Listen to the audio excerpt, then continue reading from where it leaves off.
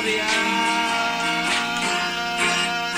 Yr oedd dynion newid tri fewn ei phen. Yr oedd hi'n ddwbl mewn cariad a rhywun arall. Ond yn awr y mae hi wedi rewyn ddwfwn.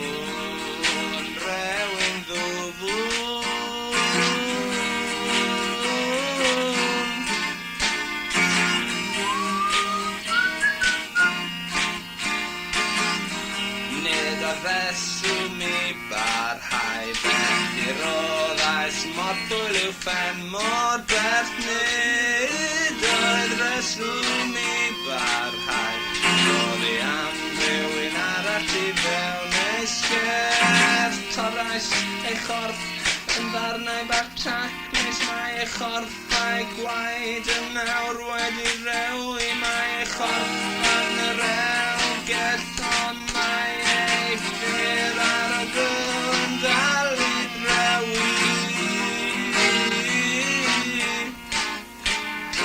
Atgofion sy'n mwynhau yn unig yn nawr, ond mae darnau o'r chorff yn dal i fod ar y llaw.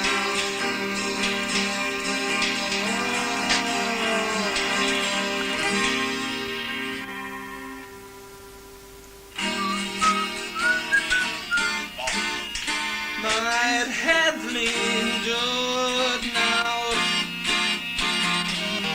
yn saith i fy mywyd, i bwyd